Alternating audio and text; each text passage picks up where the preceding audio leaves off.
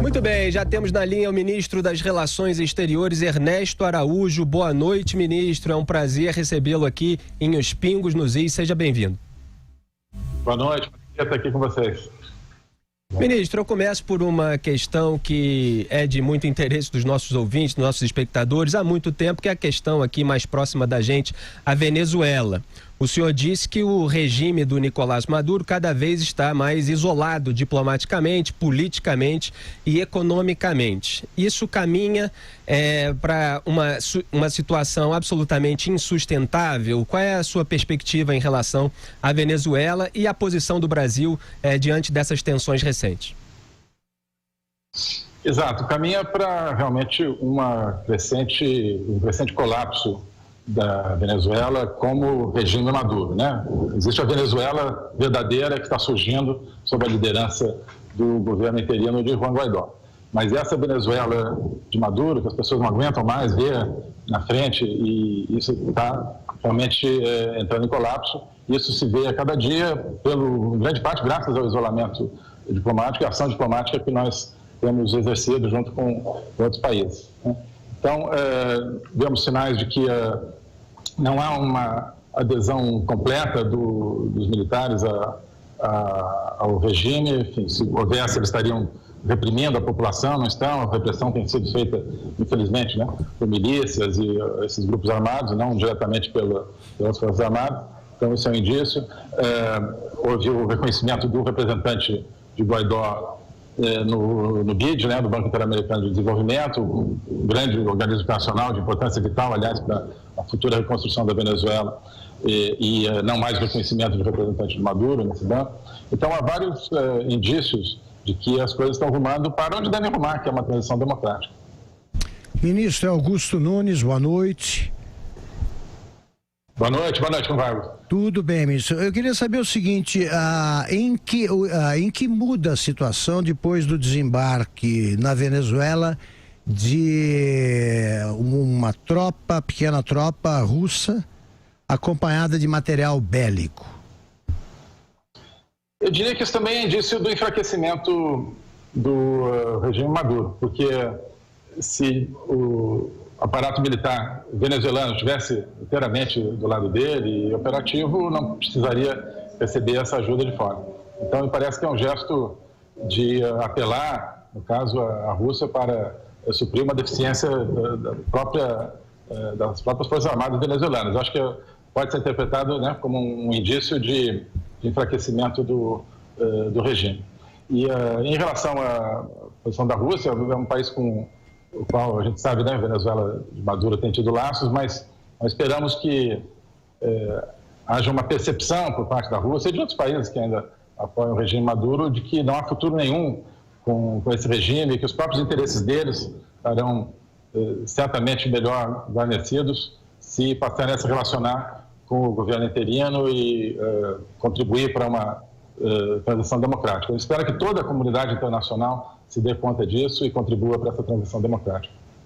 E, ministro, a posição dos Estados Unidos tem sido de deixar todas as cartas em cima da mesa. Com isso, eles obviamente insinuam que a hipótese de uma intervenção militar não está completamente descartada. Quer dizer, isso até exerce uma força dissuasiva em relação ao Nicolás Maduro, para ele não cometer abusos excessivos, porque senão ele sabe que a comunidade internacional pode se revoltar ainda mais e os Estados Unidos podem acabar tomando uma decisão mais drástica.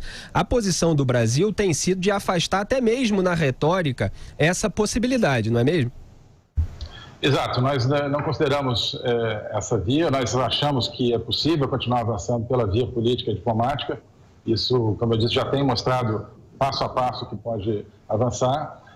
A percepção expressa por diferentes autoridades americanas, pelo próprio presidente Trump, é um pouco diferente no sentido da expressão que eles usam, mas o nosso diagnóstico em relação à situação na Venezuela e sobre o caráter irreversível do processo de democratização que está em curso é muito coincidente entre o Brasil, Estados Unidos e outros países também. José Maria Trindade.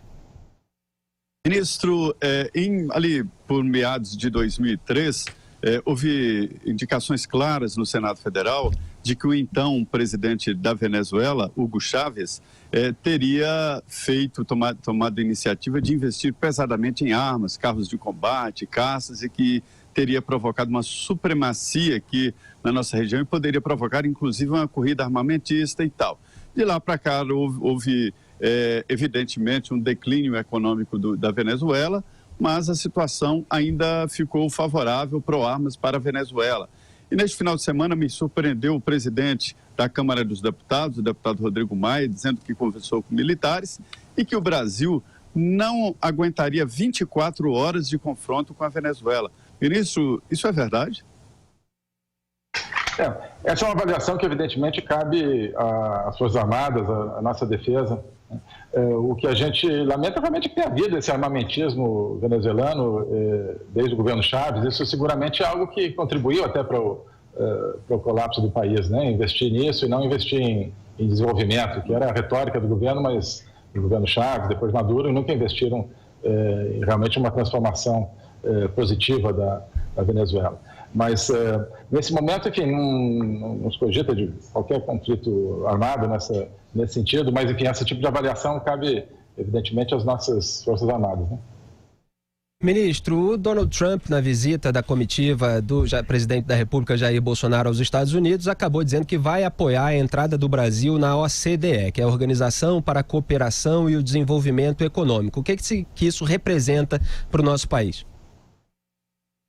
Isso representa o cumprimento de um objetivo, o atingimento de uma aspiração que nós tínhamos já há algum tempo e que agora se consolida.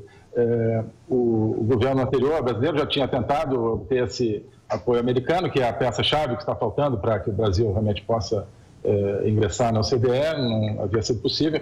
E agora nós achamos que, graças à construção de uma parceria mais robusta em todas as áreas com os Estados Unidos, a criação de um novo clima de confiança, a elevação da relação para um novo patamar, parte disso, o resultado disso então, finalmente, que tenhamos conseguido esse apoio americano.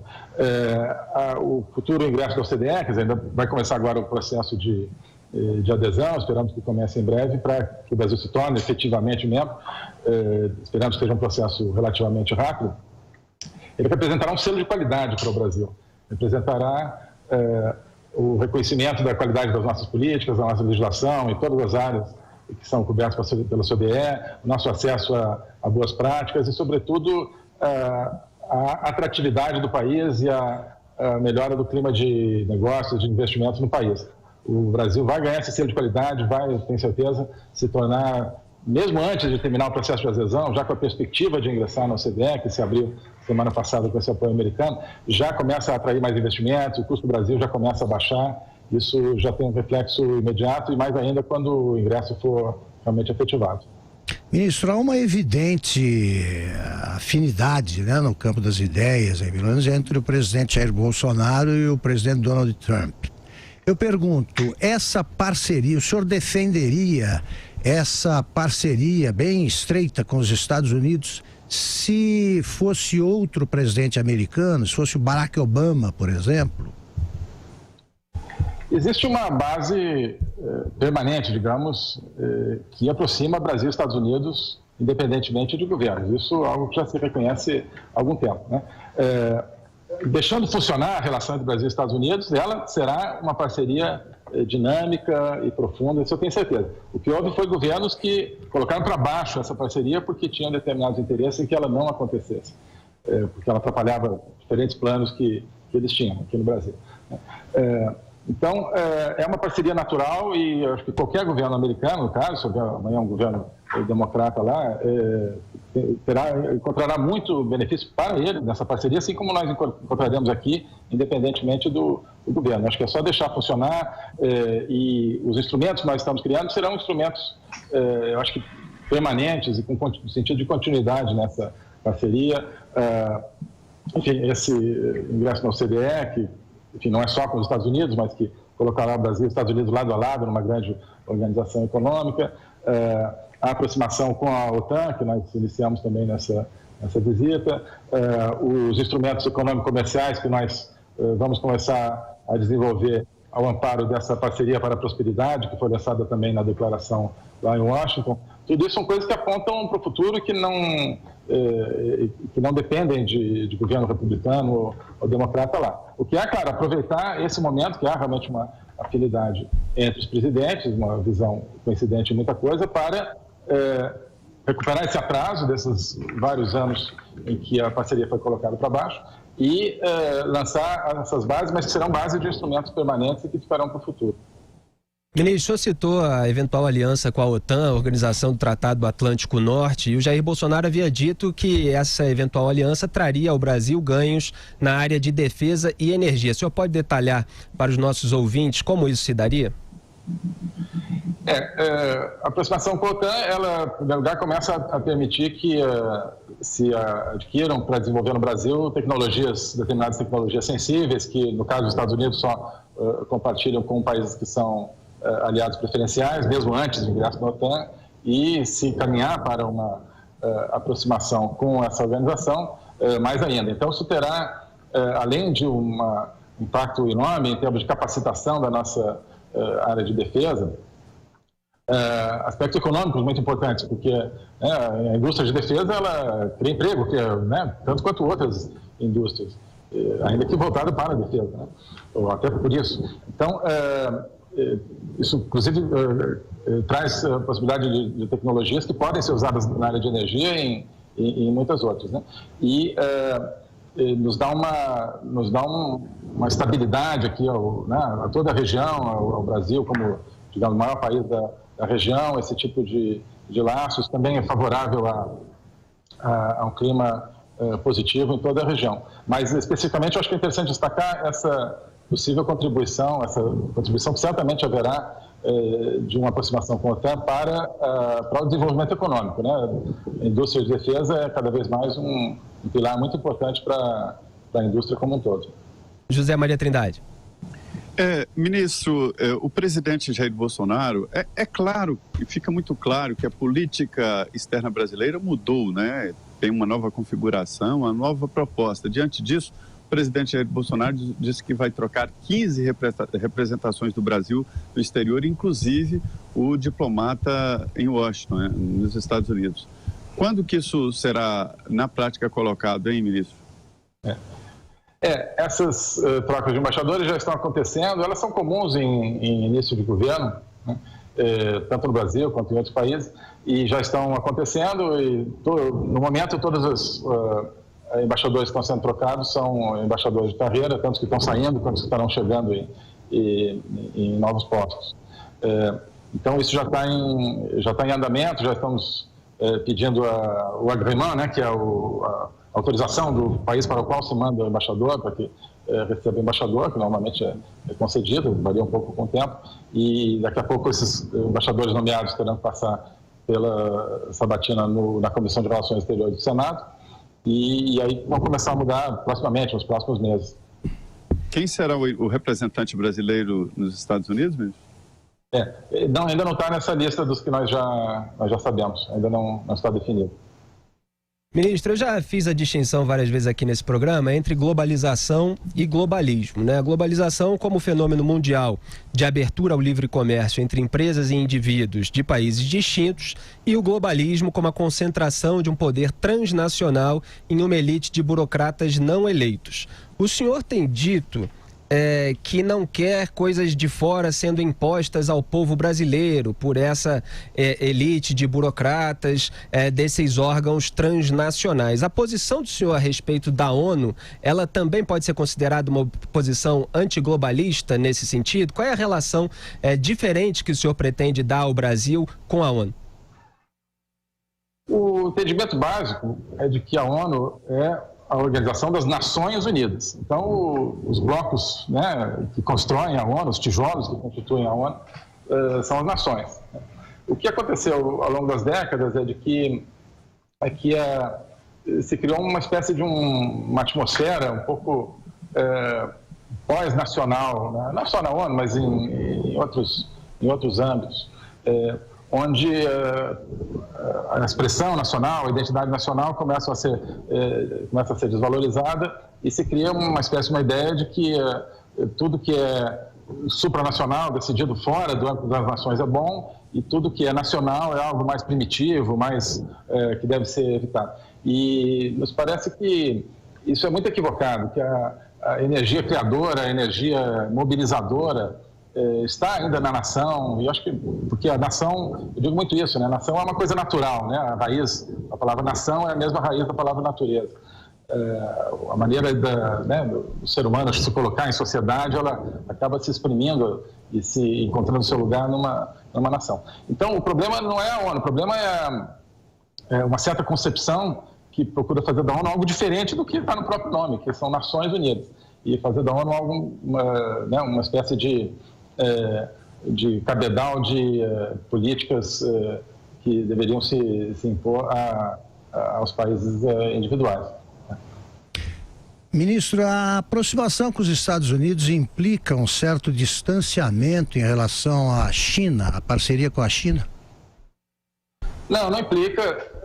O que nós vemos é a retomada de uma parceria natural e subaproveitada com os Estados Unidos, com uma elevação evidente do patamar dessa relação, mas não é um jogo de soma zero. Isso não significa que nós tenhamos que tirar da jarra da China para colocar na jarra dos Estados Unidos, de forma nenhuma, né?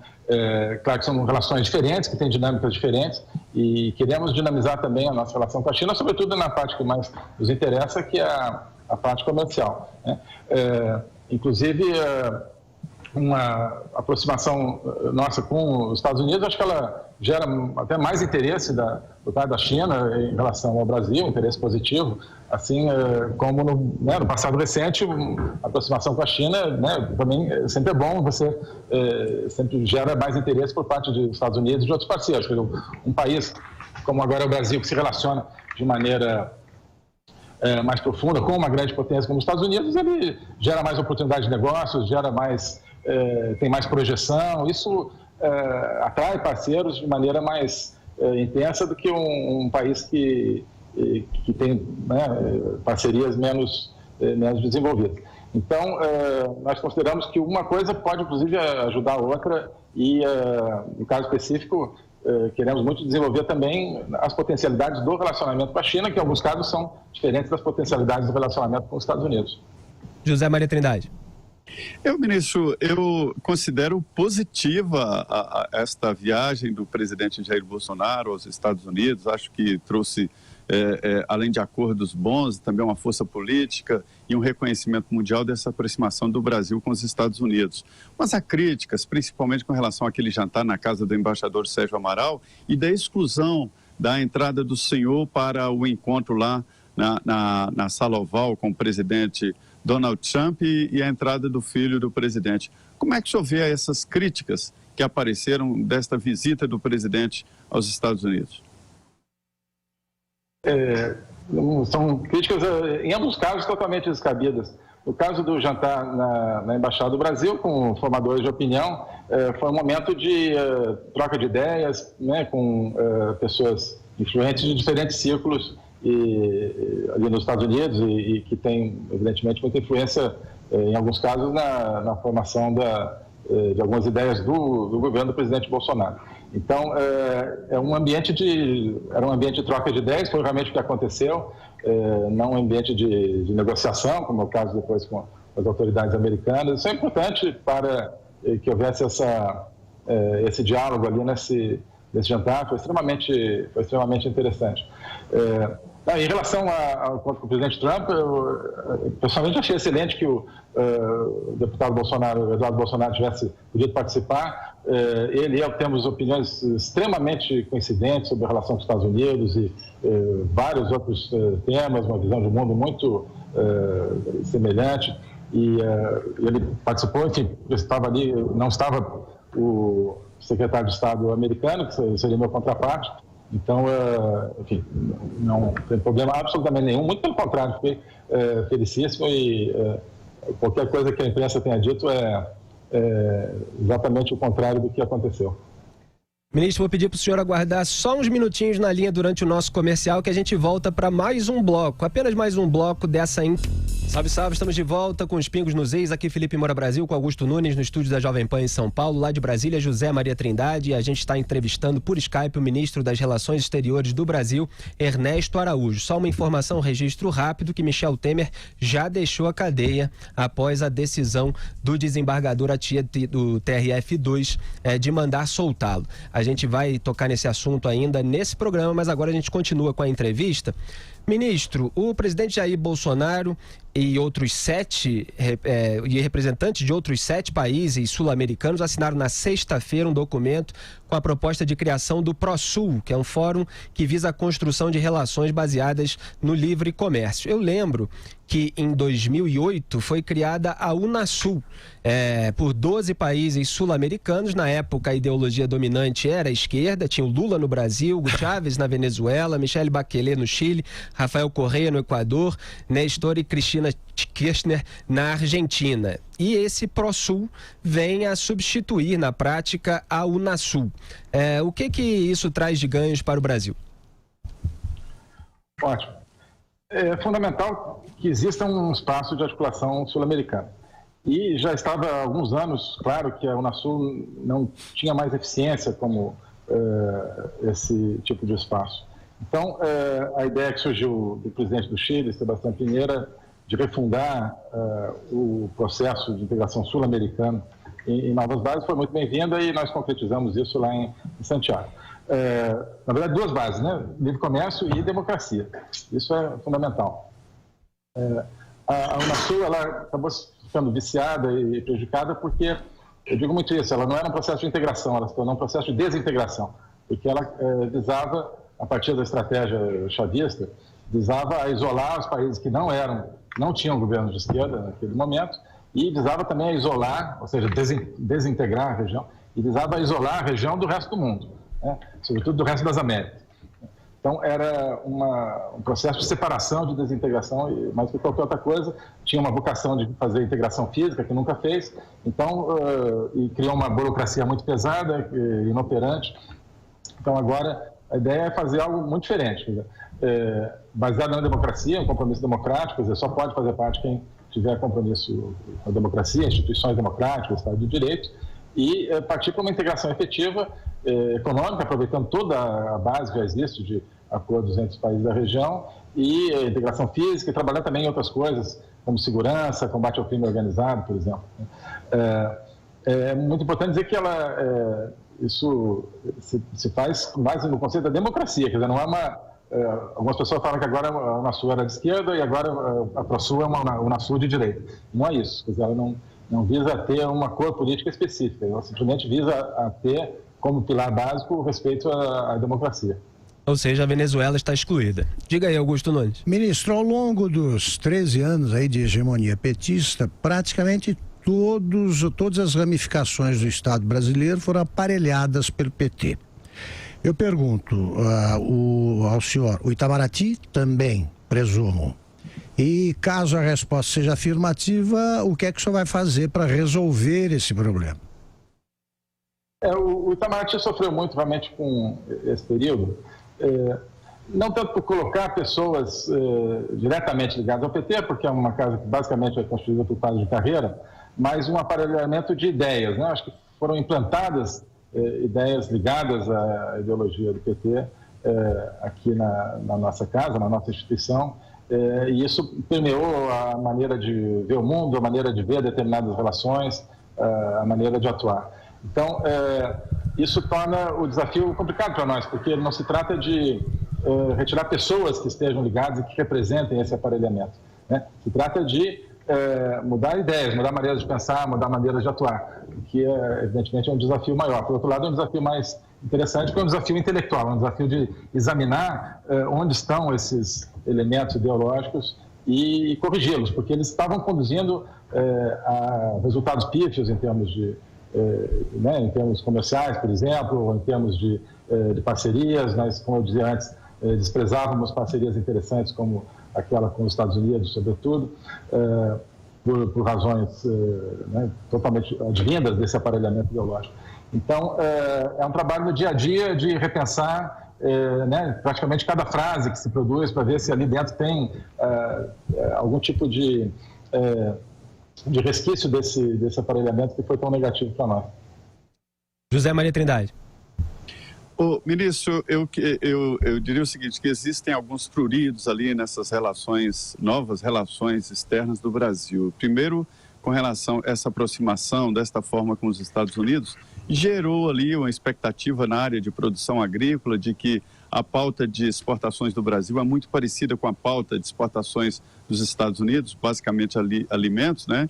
E todo mundo ali com medo da China. Eu queria que o senhor falasse aí o que o senhor está fazendo para manter o mercado com a China. E, por outro lado, também a saída a Israel, muita gente fala em atrair a atenção de terroristas para o Brasil. E, basicamente, o que mudou nas relações Brasil e o resto do mundo, ministro? Em relação aos Estados Unidos, China, como eu dizia antes também, são relações que têm dinâmicas diferentes e nós temos totais condições de extrair o que é melhor para o Brasil de cada um desses eixos. Então, em relação especificamente à China, nós, durante muito tempo, tivemos um aprofundamento da relação comercial com a China, mas acho que o Brasil não estava sabendo usar os seus elementos de negociação, aquilo que nós temos para negociar. A China vinha negociando muito bem, eu acho que é excelente, mas nós é que temos que nos capacitar melhor. Isso nós estamos fazendo, quer dizer, vai ser realizada, não tem a data específica, mas entre fins de maio e começo de junho, a Comissão Bilateral Brasil-China, e no processo preparatório nós queremos justamente coordenar as nossas pautas em todas as áreas que estão ali, de agricultura e outras áreas de comércio, ciência e tecnologia, etc., para que nós possamos realmente ter barganhar melhor o nosso acesso ao mercado chinês, que já é muito intenso em vários produtos, mas que pode ser muito mais diversificado, sobretudo em produtos de maior valor agregado. Então, nós queremos negociar diferente com a China, negociar mais, aproveitando melhor aquilo que o Brasil tem. E aí, nenhum de descontentamento com a China, não, ministro, sobre Israel? Não há descontentamento nenhum com a China. O que há é uma tentativa que nós tentamos há muito tempo de diversificar a nossa pauta exportadora, que é muito concentrada em produtos muito básicos, e tentar vender mais produtos de maior valor agregado, né? Mas, enfim, é uma relação extremamente promissora. E em relação a Israel, outra dessas vertentes que foi muito sufocada, foi muito subaproveitada durante bastante tempo, que nós estamos recuperando. Se tudo der certo, vamos ter uma pauta muito intensa com Israel, em toda a parte de tecnologia, em toda a parte de startups, que é um setor onde Israel se destaca. Tem até um livro que chama Israel de The Startup Nation, né? A nação das startups. E na parte de tecnologia agrícola, tecnologia de pesca, por exemplo, tecnologia de segurança e defesa, e vários aspectos que não viriam se nós não estivéssemos construindo uma relação especial com Israel, porque as coisas não vêm de graça, né? E, sobretudo em certas áreas de tecnologia sensíveis, você precisa ter uma relação de confiança para conquistar essas tecnologias. Então, isso é extremamente benéfico a vários setores e, ao mesmo tempo, nós acreditamos, assim como não há jogo de soma zero entre Estados Unidos e China, também não há jogo de soma zero entre a relação com Israel e com os países árabes. Nós temos totais condições, queremos desenvolver muito a pauta negociadora com os países árabes. Já tive a oportunidade de ter um encontro com o chanceler dos Emirados Árabes Unidos, que é talvez o país mais dinâmico ali da região do Golfo. Estamos com planos muito interessantes aí de aumentar a nossa relação, usando muito o papel dos Emirados Árabes como um polo distribuidor ali, não só para a região do Oriente Médio, mas para regiões como a Índia e a África Oriental. Então, nós estamos muito animados com as duas vertentes da relação. E um pouco essa visão de que o Oriente Médio é dominado por uma rivalidade entre Israel e os países árabes, isso é bastante ultrapassado, bastante defasado. Eu também vi isso diretamente na conferência sobre paz no Oriente Médio, da qual participei em Varsóvia, em fevereiro, que visivelmente a preocupação hoje dos países árabes não é Israel, é outra coisa. Ministro, em que pé está a posição do Brasil sobre a transferência da embaixada brasileira em Israel para Jerusalém? Porque isso também influi na posição de alguns países árabes em relação ao Brasil, segundo os críticos desse posicionamento. Nós estamos na reta final da preparação para a visita a Israel, partiremos no sábado, e nesses dias nós estamos preparando quais serão, enfim, os acordos a serem assinados e também se será possível fazer um movimento em relação a Jerusalém. Isso é uma coisa que nós estamos guardando para ser anunciado lá exatamente o que será possível fazer em termos de movimento, mas isso dentro de uma relação que nós queremos que seja uma nova relação entre Brasil e Israel, explorando realmente as possibilidades, explorando tudo que pode resultar dessa confiança mútua que já está se criando, que ficou muito clara no encontro que o presidente teve o presidente Bolsonaro, então ainda presidente eleito, teve com o primeiro-ministro Netanyahu, no apoio extraordinário que Israel deu após a tragédia em Brumadinho, a conversa que eu próprio tive a oportunidade de ter com o primeiro-ministro Netanyahu nessa conferência em Varsóvia. Nós temos um novo clima na relação e aquilo que nós eventualmente possamos fazer em relação a Jerusalém será parte desse novo contexto. Quer dizer, eu posso deduzir que a data da transferência da embaixada será anunciada agora durante a viagem. Nós estamos trabalhando para dizer o que será, digamos, a nossa perspectiva em relação a Jerusalém. Sabemos que há uma expectativa enorme da opinião pública brasileira em relação a isso e estamos estudando exatamente que forma tomará isso e vamos anunciar isso lá durante a visita. Agora, ministro, o assessor especial do presidente Jair Bolsonaro escreveu em rede social que há uma flagrante tentativa, de isolar a ala anti-establishment do governo Bolsonaro, lançando sobre ela uma série de adjetivações maliciosas e de acusações infundadas. O senhor reconhece que existe essa cisânia apontada por tanta gente dentro do governo e o senhor se considera membro dessa ala anti-establishment? Acho que não existe cisânia. E, por vezes, se fala de uma ala, de uma ala ideológica, de outras alas. Eu acho que, primeiro, o seguinte, até a ala é uma metáfora interessante, porque ala significa asa, Então, o pássaro para voar precisa de duas asas, Então, é importante que haja, dentro do governo, diferentes maneiras de atuar, mas que todas elas convergem, como no voo do pássaro, conduzem para o mesmo lugar. Então, é natural que haja isso num país complexo como o Brasil, e num governo como esse que o presidente montou, mas que é um governo com grande coesão interna e um espírito de equipe muito grande. Já dizem que eu sou membro da ala ideológica, eu acho interessante essa qualificação, e eu acho que ela tem a ver com o seguinte, que normalmente se considera que eu, o ministro Vélez, o ministro Damares somos os membros dessa ala ideológica, e você olha que são justamente áreas em que a gente trabalha com ideias, Quer dizer, na educação, nos direitos humanos, na política externa, certamente trabalha com ideias, trabalha com palavras, trabalha com a expressão do pensamento, mais do que qualquer outra coisa. Então, é natural que exista a gente tem que trabalhar de uma determinada maneira, porque como são áreas que dependem das ideias, mais, de repente, do que áreas como infraestrutura ou minas e energia, como são áreas que dependem das ideias, elas foram mais influenciadas pela ideologia no passado. Então, o trabalho que nós temos a fazer é diferente do trabalho em outros tipos de ministério. Então, o tipo de coisa que precisa ser dito, o tipo de pensamento que precisa ser mudado, um pouco como eu falei antes, no nosso caso é um desaparelhamento justamente de ideias e de palavras, mais do que um desaparelhamento de pessoas. É um tipo de trabalho diferente, mas ele converge para o mesmo objetivo. José Maria Trindade. Olha, ministro, o senhor foi convidado lá para ir à Câmara dos Deputados, Seria uma convocação, mas acabou sendo um convite. O senhor sabe que vai enfrentar lá os deputados descontentes, tanto que houve apresentação de recriminações. O que o senhor leva aos deputados? Eu fico muito feliz de poder ir comparecer à Câmara dos Deputados E eu levarei o que eu penso, o que eu tenho tentado fazer, tentar dar uma visão de conjunto da política externa do presidente Bolsonaro, que eu tenho procurado implementar, e uma visão específica sobre determinados temas, alguns desses temas que nós tratamos aqui, procurar mostrar que é uma política externa que a gente tenta que seja uma política que faça sentido no seu conjunto, que cumpra aquilo que se espera, pelo qual o presidente foi eleito, né?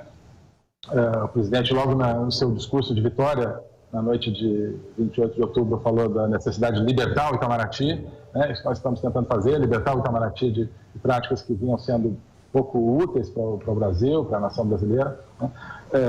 Mostrar que é isso, nós estamos tentando cumprir com o mandato que o presidente recebeu das urnas, nesse sentido de que esse mandato precisa ser cumprido em todas as áreas e não chegar na hora da política externa e passar ao largo, né? Eu acho que ele, né, esse influxo que elegeu o presidente Bolsonaro, eu sempre disse que ele precisa penetrar dentro do Itamaraty e fazer do Itamaraty, da política externa, uma parte desse projeto que foi escolhido nas urnas. Ministro Ernesto Araújo, das Relações Exteriores, muito obrigado pela sua participação aqui em Os Pingos nos Is. Boa noite, bom trabalho, ministro. Boa noite, muito obrigado. Foi uma alegria estar com vocês.